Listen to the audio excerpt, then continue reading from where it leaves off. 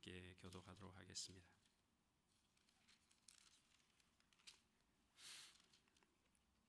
만군의 여호와가 이르노라. 보라, 용광로 불같은 날이 이르리니 교만한 자와 악을 행하는 자는 다 지푸라기 같을 것이라. 그 이르는 날에 그들을 살라. 그 뿌리와 가지를 남기지 아니할 것이로되 내 이름을 경외하는 너희에게는 공의로운 해가 떠올라서 치료하는 광선을 비추리니 너희가 나가서 외양간에서 나온 송아지같이 뛰리라. 또 너희가 악인을 밟을 것이니 그들이 내가 정한 날에 너희 발바닥 밑에 재와 같으리라. 만군의 여호와의 말이니라. 너희는 내가 호렙에서 나온 이스라엘을 위하여 내 종 모세에게 명령한 법 곧 율례와 법도를 기억하라. 보라, 여호와의 크고 두려운 날이 이르기 전에 내가 선지자 엘리야를 너희에게 보내리니 그가 아버지의 마음을 자녀에게로 돌이키게 하고 자녀들의 마음을 그들의 아버지에게로 돌이키게 하리라. 돌이키지 아니하면 두렵건대 내가 와서 저주로 그 땅을 칠까 하노라 하시니라. 아멘.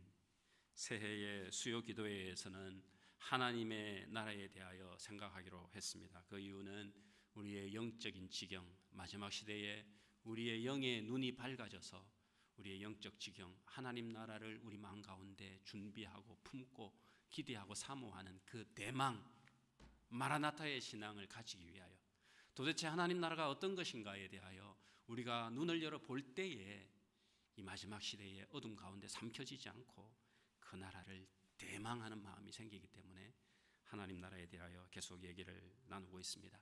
그래서 지난 수요일에는 첫 번째로 우리가 마태복음 16장 말씀과 관련하여서 그 베드로의 신앙 고백, 그리고 하나님이 주시는 그 천국의 열쇠의 이야기를 했습니다. 교회에 주신 열쇠라고 했습니다. 그리고 교회는 그 열쇠를 가지고 이 시대에 하나님 나라를 열어서 보이는 사명을 가졌다고 했습니다. 교회를 통하여 하나님 나라가 보여야 한다는 거죠. 하나님 나라 천국이라는 것은 세상 사람들이 생각하는 것처럼 막연히 죽어서 가는 것이 아니고 이 땅에 임한 하나님의 나라를 교회가, 성도들이 맛을 보고 그것을 천국의 열쇠를 가지고 열어 보여줄 때에 그 하나님 나라가 이 땅 가운데 임한 것을 세상이 알게 된다라는 말씀을 드렸습니다. 오늘도 우리는 이 교회를 통하여서 우리 가운데 임한 하나님의 나라가 열리기를 소원합니다. 우리 성도들이, 우리 커클랜드 중앙교회 성도들이 올 한 해 가져야 될 거룩한 비전이 있다면 바로 그런 비전을 보는 겁니다. 우리 교회를 통하여 도대체 하나님의 나라가 어떤 곳인지, 이 세상의 나라와는 대조되어지는 하나님의 나라를 우리 교회가 누리고, 그래서 그것을 열어 보여주는 것, 그게 이 시대에 하나님께서 우리에게 맡겨주신 사명이라는 겁니다. 하나님의 뜻이 하늘에서 이루어진 것처럼 이 땅에서도 이루어질 때 하나님의 나라가 임한다. 그래서 올 한 해 이 꿈을 꾸실 수 있는 저와 여러분이 되었으면 좋겠습니다. 지난주에 말했던 그 천국의 열쇠라는 것, 그게 뭔지를 좀 더 구체적으로 보여주는 말씀이 오늘 우리가 읽었던 이 본문 말라기 4장의 말씀이라고 생각합니다. 우리가 잘 아시는 것처럼 이 말라기 말씀은 구약의 맨 마지막 성경이지요. 이 말라기를 끝으로, 또 특별히 이 4장을 끝으로 구약이 끝이 납니다. 구약이 끝나고 난 다음에 신약의 예수 그리스도께서 오시기까지 430년이라는 역사적으로 오랜 침묵과 어둠 가운데 돌입을 합니다. 그래서 많은 사람들이 말라기야는 끝나는 책, 닫는 책 이렇게 생각할 수 있습니다. 그런데 이 구약의 맨 마지막에서 구약의 문을 닫는 것 같은 이 말라기에 열쇠가 하나 놓여 있습니다. 이 열쇠가 뭐냐? 이 구약의 제일 마지막에 하나의 열쇠를 두고 문을 닫는다라는 것은 이것이 끝이 아니고 다음의 시대를 열 수 있는 기회, 가능성을 열어두었다 하는 것이죠. 마지막에 남겨놓은 이 열쇠를 가지고 새 시대에 문을 열라고 말하는 것입니다. 그렇다면 이 말라기에 있는 열쇠가 무엇이겠습니까? 한번 찾아보십시오. 뭐가 이 마지막에 놓여 있는 열쇠일까요? 바로 오늘 5절 말씀에 보라, 여호와의 크고 두려운 날이 이르기 전에 내가 선지자 엘리야를 너희에게 보내노니. 선지자 엘리야를 보내신다. 이게 열쇠라는 것입니다. 여호와의 크고 두려운 날이 이르기 전에는 언제를 말하는 것입니까? 하나님께서 임하시는 날이 있다. 그 날이 크고 두려운 날이라는 건 심판의 모습이 있기 때문에, 그러나 동시에 해방과 하나님의 자유의 날, 하나님의 임하시는 날, 그 날이 오는 열쇠가 뭐냐? 선지자 엘리야가 와서 그 날을 열게 될 것이다, 이 말을 하는 거죠. 오늘 5절과 6절 말씀에 있는 말씀입니다. 우리가 지난주에 마태복음 16장을 얘기하면서 예수님께서 베드로의 그 고백을 이끌어내시기 전에 제자들에게 질문을 던졌습니다. 사람들이 나를 누구라고 하느냐? 마태복음 16장 말씀을 우리가 한번 다시 보겠습니다. 사람들이 나를 누구라고 하느냐? 슬라이드 보여주세요. 그래서 사람들은 세례 요한이나 혹은 엘리야나 예레미야나 선지자 중에 하나다, 이렇게 말을 하죠. 예수님이 묻습니다. 너희는 나를 누구라고 하느냐? 예수님은 그리스도시다, 메시아시다, 이렇게 이제 대답을 하는 것이죠. 아직 기다려주세요. 예, 아직 기다려주세요. 괜찮습니다. 예, 안 보여도 됩니다. 예. 자, 예수님이 그리스도시다, 메시아시다, 그죠? 그런데 왜 사람들은 예수님을 보면서 엘리야나 선지자 중에 하나라고 말을 했을까요? 그만큼 그들이 이 열쇠를 기다리고 있었다라는 겁니다. 엘리야가 와서 그날 하나님 나라의 문을 열 것이다라는 그 기대를 가지고 있었다라는 것을 보여줍니다. 구약의 선지자 말라기가 용광로 불과 같은 날이 이르게 될 것인데, 왜 이 사람들이 그런 기대를 가지고 있었냐 하면 용광로 불과 같이 뜨겁게 임하셔서 심판하시는 날을 기대하고 있었다는 겁니다. 왜요? 바로 아주 오랫동안 어둠 가운데 있었고 아주 오랜 시간 동안 이방의 나라의 압제 가운데 시달리고 있었기 때문에, 지금도 여전히 로마 제국의 압제 밑에서 신음하고 있었기 때문에, 이 말라기서에서 하신 말씀이 뭐냐? 그 날이 오면, 여호와의 용광로 불같은 날이 오면 교만한 자와 악을 행하는 자가 다 지푸라기처럼 섭을 사람같이, 여호와의 불이 임하시면 섭을 사람같이 지푸라기처럼 다 태울 것이다. 하나님의 심판이 있기 때문에 기대하는 것이지요. 다 살라서 아무것도 남기지 않을 것이다. 그런 이스라엘 백성들 가운데는 그날이 오기를 간절히 기대하는 마음이 있었다는 겁니다. 일제 36년 일본의 압제 아래에 있는 우리 민족이 해방의 날을 기다렸던 것처럼, 동시에 그날은 어떤 날입니까? 동시에 내 이름을 경외하는 너희에게는, 하나님의 백성들에게는 하나님께서 치유와 회복의 역사가 있을 것이다 라고 이 말라기 선지자가 예언을 했기 때문에 모든 이스라엘이 간절히 이 날을 기다리고, 그리고 이 날이 오는 그 열쇠, 바로 엘리야가 오는 것을 기대하고 있었다라는 것입니다. 엘리야를 기대하는 이 사람들에게 예수님의 모습이 엘리야인가 아닌가 이렇게 의심하고 있었지만, 사람들의 기대는 틀렸지요. 그래서 예수님께서는 사람들의 기대는 틀렸다, 너희들은 나를 누구라고 하느냐 이렇게 물으셨고, 거기서 이제 베드로가 주는 그리스도시다 라고 대답을 했죠. 자, 그리스도가, 메시아가 오셨습니다. 그러면 이 메시아가 오심으로 이 심판의 하나님의 나라가 임하는데, 그 전에 와야 될 엘리야는 도대체 누구를 말하는 겁니까? 예수님께서 마태복음 11장에서 이 요한에 대하여 말씀을 하셨습니다. 마태복음 11장 말씀을 같이 보겠습니다. 먼저 세례 요한이 옥에 갇혀 있으면서 예수님에게 사람을 보내어 물었습니다. 오리라 하신 이가 당신입니까? 우리가 다른 일을 기다려야 합니까? 세례 요한은 누구를 염두에 두고 이 말을 했을까요? 오리라 하니. 세례 요한이 기대하는 것은 엘리야였을까요? 아니면 메시아였을까요? 예수님께서는 이 세례 요한의 질문에 가타부타무라고 말씀하지 않으면서 대신 이사야서 60장에 나오는 그 말씀을 얘기하시죠. 주 여호와의 영이 임하였고 주 여호와의 신이 내게 기름을 부었을 때 일어나는 일, 가난한 자에게 복음이 전파되어지고 억리 누른 자에게 자유와 해방이 선포되어진다 하라. 여러분, 이 말은 뭘 말하는 겁니까? 바로 구약 성경 이사야 선지자가 예언했던 오리라 하신 이는 바로 메시아를 의미하는 거죠. 그래서 내가 메시아다 대답을 합니다. 그럼 요한에게는 뭐가 대답이 됩니까?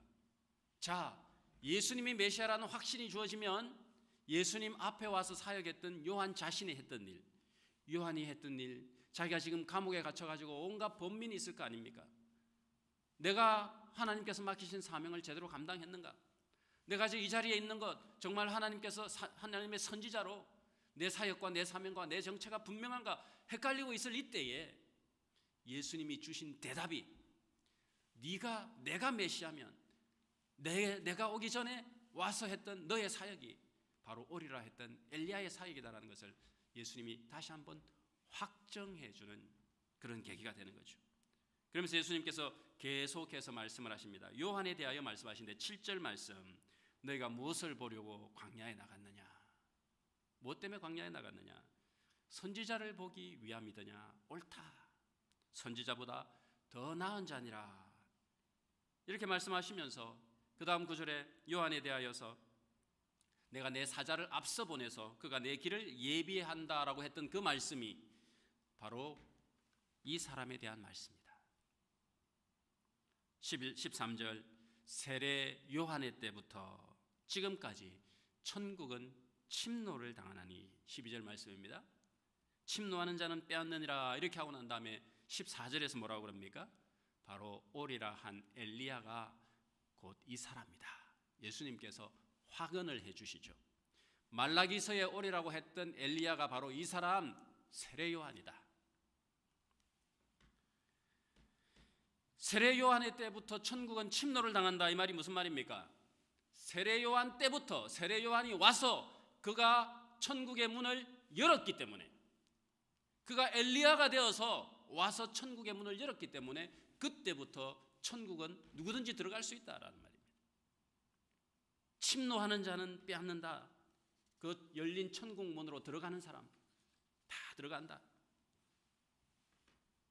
예수님께서 이 말씀을 하신 것처럼 세례 요한이 어떻게 천국의 문을 열었습니까? 마태복음 3장에 보면 그가 처음 와서 했던 말이 뭡니까? 회개하라 천국이 가까이 왔느니라. 그렇게 천국의 문을 열었죠. 이어지는 마태복음의 기록에 보면 이 세례 요한이 엘리야라는 것을 그 모습으로도 우리에게 암시해 주고 있습니다. 마태복음 3장 2절에서 회개하라 천국이 가까웠느니라 하고 난 다음에 뭐라 그럽니까? 4절에서 이 요한은 낙타트롯을 입고 허리에 가죽띠를 띠고 음식은 메뚜기와 석청이었더라 했는데 이 말씀은 열왕기 하 1장에서 엘리야를 소개하는 내용하고 비슷합니다. 그는 털이 많은 사람인데 허리에 가죽띠를 띠었다. 그가 바로 엘리야다. 사실 요한은 퍼포먼스를 했던 거예요. 원래의 엘리야는 털이 많았어요. 수부룩했던 것 같아요. 그런데 실제로 와서 이제 이 엘리야의 역할을 해야 되는 세례 요한은 털이 많이 없었던지도 모르겠습니다. 그랬더니 야곱이 어떻게 했습니까? 형 에서가 팔에 털이 많기 때문에 가서 양털을 가지고 아버지를 그렇게 속였던 것처럼 요한도 와서 퍼포먼스를 한 거예요. 낙타트롯을 입으면서 그 낙타트롯이 마치 털이 많았던 엘리야를 보여주는 것처럼 자기도 자기의 역할들을 그렇게 인지하고 있었다라는 것이죠. 그렇게 해서 세례 요한이 와서 광야에서 죄 용서를 위한 회개의 세례를 선포했을 때 그 일을 통하여 천국의 문이 열리게 되었다라는 것입니다. 요한이 엘리야다. 그리고 그 요한이 와서 회개의 세례를 선포했다. 그러면서 천국의 문이 열렸다. 자, 여기서 천국의 문을 여는 열쇠는 뭡니까? 그건 바로 회개였다는 겁니다. 회개하라. 여호와의 크고 두려운 날이 이르기 전에 그 전에 보낸 선지자 엘리야를 통하여 주시는 메시지, 회개하라는 그 메시지를 통하여 하나님의 아버지의 마음이 자녀에게로 향하고 자녀들의 마음이 아버지에게로 향하게 하겠다. 바로 그들이 천국을 침노하는 자들이 된다는 것이죠. 자, 이것이 엘리야, 세례 요한을 통하여 말씀하시는 엘리야의 출현, 그리고 천국이 나타나는 그 모습입니다. 천국의 열쇠지요. 구약과 신약 사이에서 예수 그리스도를 통하여 오시는 하나님 나라를 열 수 있는 그 열쇠를 맡기고 가셨다라는 것 우리가 볼 수 있습니다.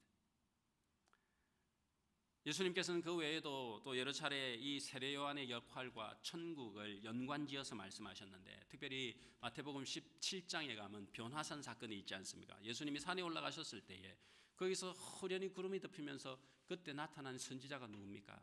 모세와 엘리야가 나타나는 겁니다.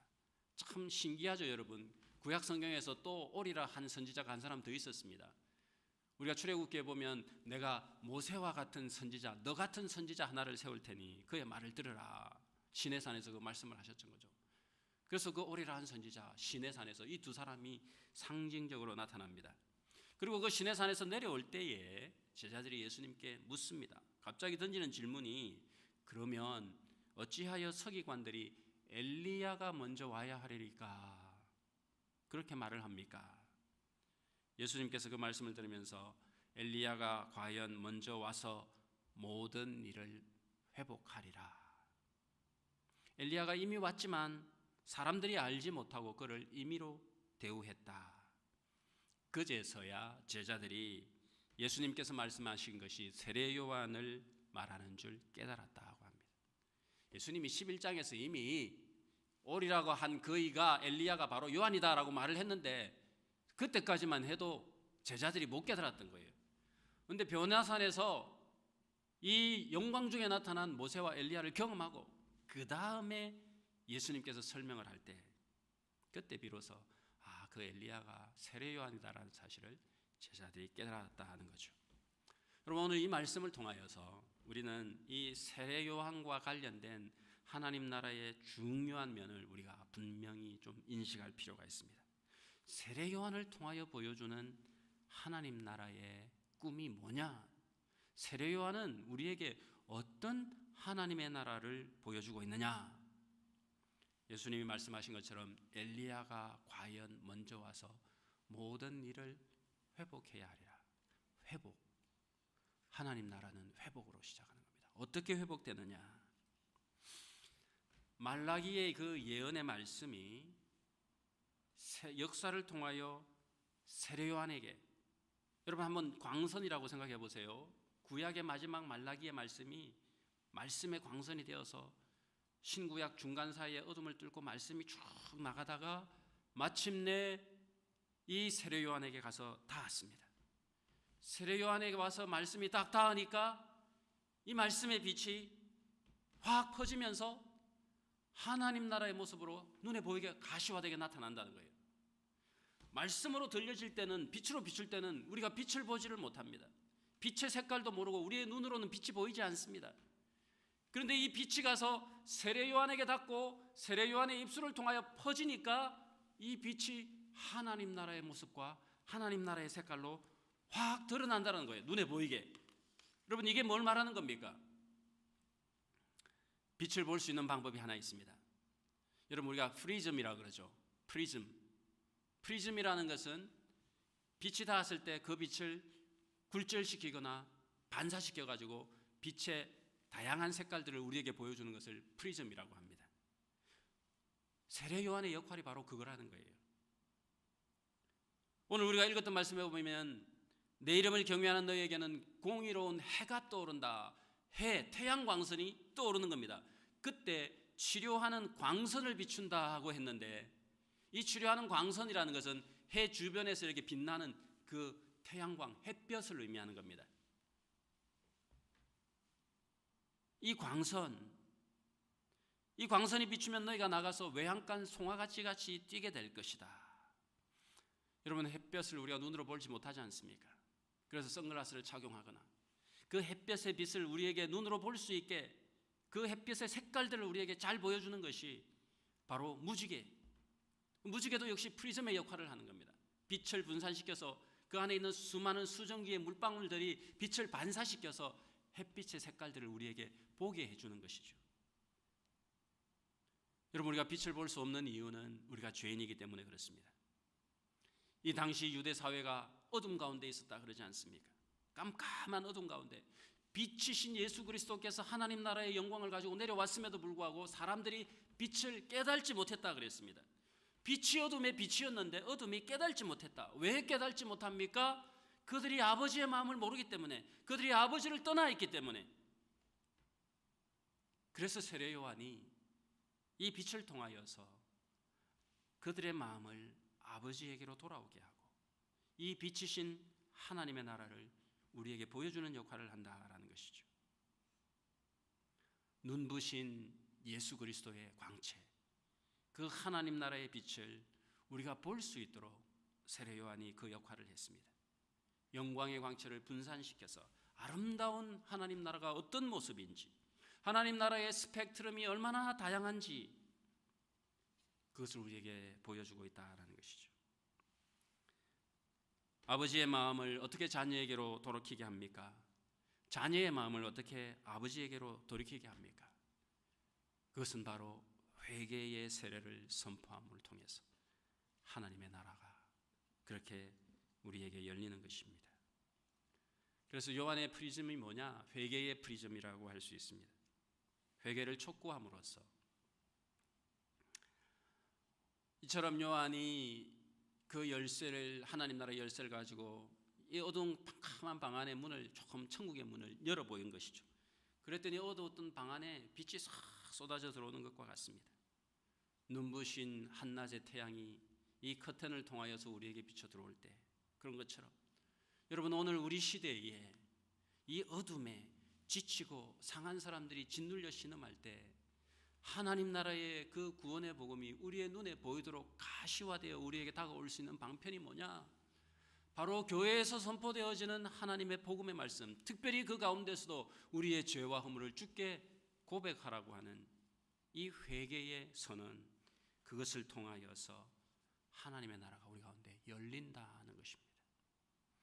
우리가 올해부터 예배 시간에 공적인 회개의 시간을 가지기 시작을 했습니다.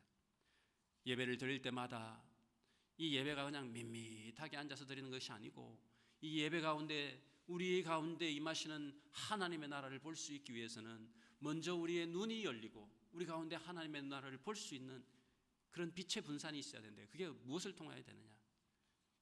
죄의 회개를 통해야 된다는 겁니다. 사죄의 은총이 선포되어질 때에 그때 하나님의 나라가 우리 가운데 드러나게 된다는 거죠. 하나님 나라에 침노하는 방법이 뭐냐? 우리의 죄를 회개하는 것입니다. 우리의 죄를 토할 때 우리는 하나님 나라를 침노할 수 있습니다. 빼앗을 수 있습니다. 올 한 해 동안 우리 하나님 앞에 나올 때마다 그저 먼둥먼둥 나와서 앉아있다 돌아가는 시간이 아니고 먼저 예배의 자리에 나올 때마다 10분 일찍, 20분 일찍 하나님 앞에 나와서 우리의 죄를 고백하면, 회개하기 시작하면 우리의 눈은 감았지만 우리의 눈 가운데, 감은 눈 가운데 하나님의 나라의 그 찬란한 광채가 보이기 시작할 줄 믿습니다. 이게 교회가 하나님의 나라를 열어 보이는 모습입니다. 돌이키지 아니하면 두렵건대 내가 와서 저주로 그 땅을 칠까 하노라. 이것이 말라기의 제일 마지막 말씀입니다. 돌이킬 수 있는 기회를 주십니다. 하나님의 용광로와 같은 그런 불의 심판이 이르기 전에 하나님께서는 우리에게 회개할 수 있는 기회를 주십니다. 그때에 어떤 일이 일어납니까? 회개하게 되면 그 치유하는 광선의 그 아름다운 모습 때문에 송아지, 외양간을 나오는 송아지같이 뛰게 된다. 여러분, 이게 우리가 누려야 되고 우리가 보아야 되고 보여주어야 될 천국의 모습입니다. 성도들은 송아지 같다, 외양간을 나온 송아지같이 뛰게 된다. 저는 이 장면을 좀 아주 실감나게 본 적이 있어서 아주 인상에 깊이 내리에 박혀 있습니다. 오늘 제가 그걸 한번 보여주기 위해서 막 아무리 검색해도 잘 못 찾았는데 옛날에 우연히 보게 된 것이 독일의 어느 시민단체가 평생 이 우유를 얻기 위하여 갇혀서 사육하던 이 젖소들이 평생 젖만 갇혀서 젖만 짜는 거예요. 젖이 잘 나오게 하려면은 움직이지도 못하고 사료만 먹이고 꼼짝 못하고 갇혀서 평생을 지내는 겁니다. 그런데 나이가 차가지고 이제 더 이상 우유도 생산이 안 되면 이 젖소들을 이제 폐사시키는 겁니다. 토축장으로 보내서 이 소들을 죽이는 겁니다. 근데 이게 너무 잔인한 행태라고 생각해서 독일의 한 시민단체가 도축장으로 끌려가는 이 소들을 사가지고 큰 트레일러에 수십 마리를 실어가지고 널뛰는 초원에 가가지고 이 트레일러의 문을 열었습니다. 평생 갇혀서만 있던 이 소들이 문이 열리니까 나갈 줄을 몰라서 처음에는 한동안 머문머문 나가지 않습니다. 딱 한참을 기다리다가 한 마리가 바깥으로 발을 걸음을 옮깁니다. 아주 두려운 마음으로 조심스럽게 바깥으로 나와서 그 초원을 걷습니다. 따라서 수십 마리의 소들이 조심스럽게 두려워하면서 그 뒤를 따라 나옵니다. 걷다가 이 소들의 발걸음이 조금씩 빨라지기 시작합니다. 이게 진짜인가? 이게 사실인가? 평생 한 번도 밟아보지 못했던 이 자유의 푸른 초원을 밟으면서 이 소들이 그 다음에는 뛰기 시작합니다. 얼마나 기뻐하면서 뛰는지 사람 같아요. 도축장으로 끌려가던 죽음이 눈앞에 있던 이 소들이 자유를 찾고 그 푸른 초원에서 막 뛰면서 기뻐하고 즐거워하는 이 모습을 보면서 딱 저게 우리의 모습이구나, 저게 내 모습이구나, 죽을 수밖에 없는 그런 존재였던 우리를 예수님께서 사셔서, 피로 사셔서 우리를 이 자유와 이 푸른 초장에 풀어놓으시는 그 기쁨, 그 감사, 그 자유, 그것을 우리가 안다면 우리의 심령이 어떻게 위축될 수 있겠습니까? 어떻게 움츠릴 수 있겠습니까? 이런 천국을 우리에게 열어주는 것이 회개라는 겁니다. 우리가 그 기쁨을 누리지 못하는 이유가 뭐냐? 죄가 우리를 무겁게 짓누르고 있기 때문에, 과거의 죄의 종노릇하던, 애굽의 종노릇하던 그 습관이 항상 우리를 짓눌려서 어떤 일만 생기면 그것 때문에 마음이 낙심이 되고 우울하고 좌절하고 모든 것이 다 죄의 습관이라는 거예요. 그러나 예수 그리스도의 복음, 그 죄를 회개하고 사죄의 은총을 우리 심령 가운데 확인하면 이 하나님 나라의 햇살이, 아름다운 태양의 광선들이 치료하는 광선이 되어서 우리의 심령 뼛속까지 깊이 스며 있는 이 죄의 습관들을 다 사라지게 하는, 치유하는 광선이 되어서 우리를 외양 가운데서 나온 소처럼, 송아지처럼 뛰게 하는 것. 여러분, 이게 우리가 꿈꾸면서 누리고 보여주어야 될 하나님 나라의 모습이다 하는 거죠. 저와 여러분이 한 사람 한 사람이 그런 송아지와 같이 되었으면 좋겠습니다. 올 한 해는 정말 우리를 치유하시는 예수 그리스도의 그 광선 때문에 우리가 기쁨 가운데, 감격 가운데 즐겁게 신앙생활할 수 있는 그런 우리 교회와 우리 성도들이 되었으면 정말 좋겠습니다. 마음 가운데 이 소원이 생깁니다. 예수님께서 그런 일을 행하셨죠. 예수님께 오셔서 보지 못하는 맹인 소경 바디메오의 눈을 열어주셨습니다. 예수님께서 하셨던 사역입니다. 예수님 자신이 천국입니다. 예수님이 오셔서 그 손으로 바디메오의 눈을 터치하셨을 때에 치유하는 광선과 같은 예수님의 터치로 말미암아 바디메오의 눈이 열리고 그가 기쁨 가운데 뛰며 즐거워하는 외양간 송아지와 같은 역사, 그런 바디메오의 역사가 일어나는 그런 교회. 세상에 짓눌려서 상처 입고 영적으로 다 소경이 되어서 예수님의 구원의 영광이 무엇인지, 소망이 무엇인지 모르고 세상에 짓눌려 낙심하고 지쳐서 살아가는 이 많은 심령들이 주의 교회에 나와서 예수 그리스도의 구원의 복음의 터치를 받고 그들이 눈이 열리고 자유를 누리고 바디메오 같이 뛰는, 정말 저는 이 꿈을 꾸기를 원합니다. 교회가 왜 그토록 소중하고 교회가 왜 이 시대의 소망이냐? 바로 이 교회만이 이와 같은 하나님 나라의 치유하는 광선을, 그 아름답고 다양한 하나님 나라의 스펙트럼을 이 세상 가운데 보여줄 수 있는 프리즘과 같기 때문에. 여러분, 프리즘도 여러 종류가 있습니다. 그냥 삼면으로 생겨있는 단순한 프리즘이 있는가 하면 또 수정처럼, 혹은 다이아몬드도 일종의 프리즘 역할을 하는 겁니다. 다이아몬드가 왜 값이 비쌉니까? 어떤 다이아몬드일수록 더 값이 비쌉니까? 정교하게 많은 면으로 깎여서 그 많은 면들마다 이 빛을 다양하게 분산하여서 거기서 오묘한 이 빛의 색깔들을 많이 표현해내는 게, 그게 다이아몬드이기 때문에 다이아몬드가 비싼 것 아닙니까? 우리 교회에 있는 성도 한 사람 한 사람이 하나님의 말씀으로 정교하게 깎이고 단련되어져서 그 다이아몬드의 한 면면이 되어서 우리 교회가 진짜 값비싼 다이아몬드처럼 하나님 나라의 다양한 그 아름다운 모습들을 드러내는 그런 교회가 된다면 그것이 바로 이 세상의 소망 아닙니까? 저는 정말 그런 교회가 되었으면 좋겠습니다. 수천 명, 수만 명이 모여도 빛을 반영하기는커녕 오히려 어두워가지고 빛을 삼키고 그 사람을 보면 수많은 고민과 고통과 세상의 모든 것들을 다 끌어안고 사는 것 같은 그런 교회 아니고, 여러분 한 사람 한 사람의 얼굴과 말과 모든 삶의 표현 가운데서 이런 하나님 나라의 아름다운 모습들을 반사시키는 그런 성도들이 된다면, 이런 꿈을 함께 꾸시는 저와 여러분, 그리고 그 아름다움을 맛보고 누리고 경험하고 그 천국을 이 세상 가운데 열어 보여줄 수 있는 그런 거룩한 소원을 가지는 2023년 한 해 되시기를 주님의 이름으로 축복합니다. 함께 우리 기도하겠습니다. 오늘 주신 말씀 생각하면서 하나님 아버지, 정말 나는 도축장으로 끌려가는